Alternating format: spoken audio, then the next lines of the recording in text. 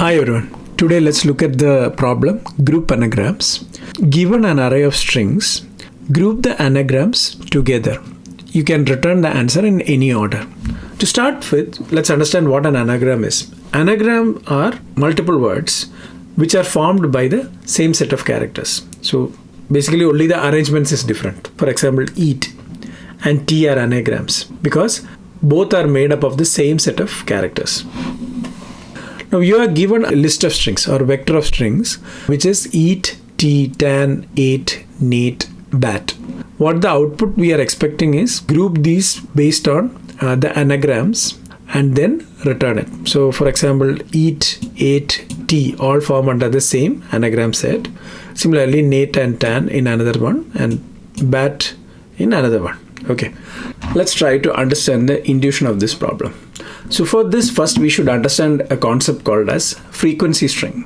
When I take eat, this can be represented as a frequency string like this: A1, E1 and T1. This means that eat is made up of 1E, 1A and 1T. And then we just sort those characters and put its frequency and form a string. Similarly, if I take T, then it can be represented by A1, E1, T1. I hope this is clear.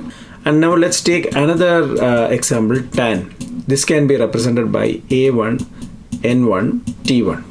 Let's do one thing. We can create a hash map such that its key is this frequency string and its value is all the strings. So this is your value. All the strings which have the same frequency string. So what will happen is we will have one key A1, E1, T1 which will have a vector of eat and t. Similarly, we will have another one A1, N1, T1 which will have tan. So if we are able to finally map it into this way, then your final vector is nothing but a vector of all these vectors. I hope this is clear. I will need an unordered map which will store character frequency and vector of strings which have the same character frequency. We'll now iterate through each of these strings.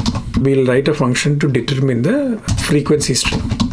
Into the frequency map, we will just push this string. Now I'll come back to this function. Okay, so now what will happen is every string with the same frequency string will get mapped to that particular frequency string key. Let's create the output. So we'll iterate through the frequency map. Okay. Alright, so basically now for each of these unique frequency strings, we will get a vector of all the strings that fall under that frequency str, and at the end of the day we can just push that each of that vector strings into the vector of results. Now let's try to see what is the code involved in determining the frequency string. We will first take the character map. We'll iterate through each character in the string and determine the character map. Now let's construct the frequency string. So that should give us, for example, if there is 1A, it will come here. So there is an entry here. It will come here. It will make this A. We'll push it into the string, and also we'll convert the count of number of instances of A into 2 string and push it here. And finally we'll return the frequency str. Now let's just run this. Before that, let's also look at the time complexity and space complexity. This will be order of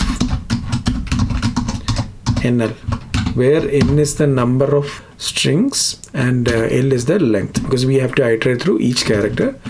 This is constant time operation. Ideally this will be order of L, and we have to do this n times. So that's why this becomes NL. So this will be 26 and this will be length of the string. And space complexity, of course, will be order of NL again. Now let's run this. Looks good. Looks good. So hope this is clear. Thanks. Have a good one.